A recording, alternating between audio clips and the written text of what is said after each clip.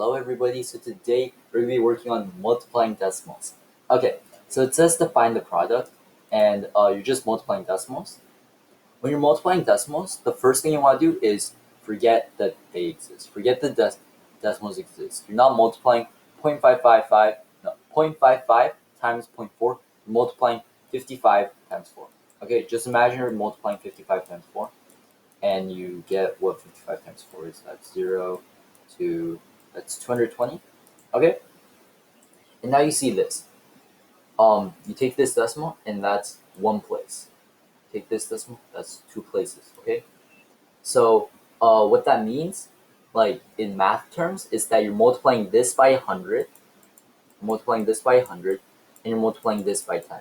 Okay, which means that after you get what this is, you have to divide by 1,000, because 100 times 10 is 1,000. So you have to divide by 1,000 to get what the original number is, because this isn't you're not doing 0.55 times 4 times 0.4 right now. You're doing 0.55 times 0.4 times 1,000. Okay, and that's how you get 220. But it's not asking for that. It's asking for 0.55 times 0.4. So you divide by 1,000, and then you get the answer.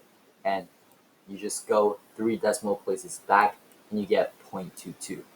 What that means in like terms that you care about is that you take 55, take 4, get 220, okay? And because you went 3 decimal places to get to where you are, you just go back 3 decimal places at the very end. So you get 0.22. Okay, that was sort of confusing, but if you go on to number 2, it's 192 times 8. Just imagine you're doing 192 times 8, and then you multiply, you get 6, 3, 5, 1. You get 1,536. And you see over here, in order to get 192, you have to multiply by 100 or go 2 decimal places. And if you want to get 8, you have to multiply by 10 or go 1 decimal place. So if you want to get back if you want to get your real answer, you have to divide by 1,000 or just go to the left 3 decimal places. And so your answer is 1.536. Simple, right? Okay, we'll do one more. 75 times 2, 0, 150. Okay, 3 decimal places, we just go 3 decimal places again.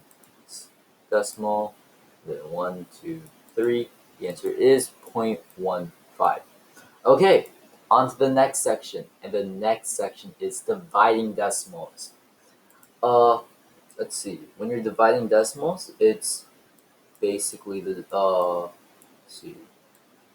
Okay, it's not the same thing, but sort of. Okay, because you never want to have, what's this, the divisor? I think this one's the divisor, or the dividend, whichever one it is. You never want to have the one inside the box to have a decimal place. Okay, and so what you're going to do is the same thing. You just move it to the side until it's at the very end. That's not all you do, because whatever you do to the divisor, you also have to do to the dividend, or what you do to the dividend, you have to do to the divisor. Okay. Oh, that's my bad. Okay.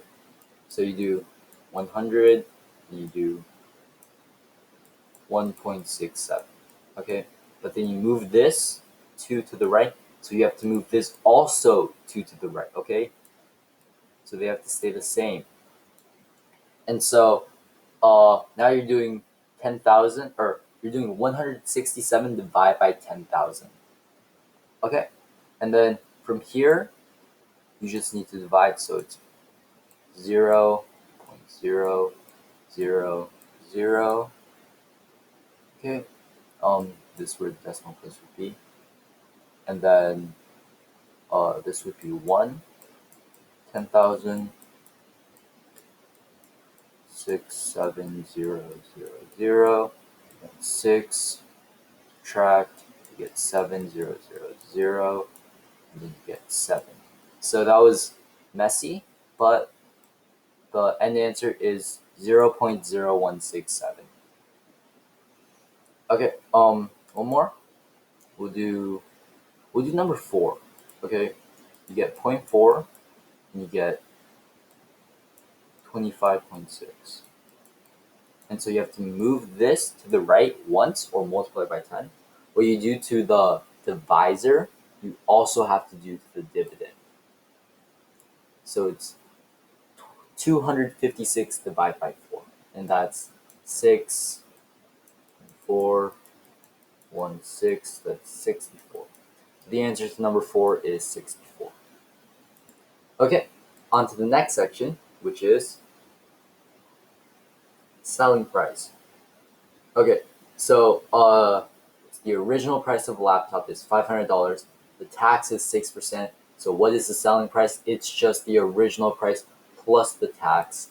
Okay, so what you want to do is 6 over 100, because 6% is just 6 over 100. What is 6 over 100? That'd be this, and then, so then n would equal 30, because you cross multiply. You cross multiply. So then n equals 30. And because 30 is the tax, and it's not asking for what the tax is, it's asking for the selling price. So you just add the original price plus the tax. So the answer is $530.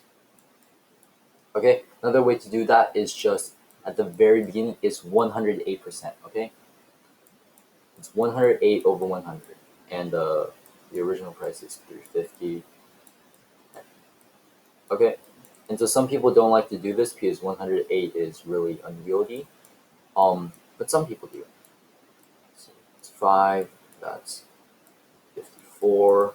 And then it's 7, and so you go down, and this is n, and then this is 7 times 54, and 7 times 54 is 378. Okay, so there are two ways to do this, whichever way you prefer.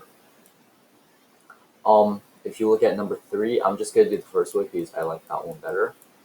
Let's see, it's 800, and then it's n, the n equals 56, and 56 plus 800 is 856, so the selling price is $856. Okay, on to the next section, which is word problems. Nick hired a moving company. The company charged $400 for its services, and Nick gives the movers a 15% tip. How much does Nick tip the movers? Okay, so this is what's asking. It's asking for the tip, not the total amount. It's asking for the tip, which is 15%. So you just find 15 over 100 times n over 400, and then cross multiply. So n is equal to 60. So Nick tipped the movers $60. Okay, he paid the movers in total $460, but that's not what it's asked for. It's asking for the tip, and the tip is $60. Okay, really quick, we're gonna do one more and then call it a day. Jackson has a lunch at a restaurant, and the cost of his meal is $30. Jackson wants to leave a 20% tip. What is Jackson's total bill, including the tip? So that's total bill. So it's asking everything. It's 20, 100. That's just 1/5. Okay, equals n of 30. Okay, so that's 6. That's 1.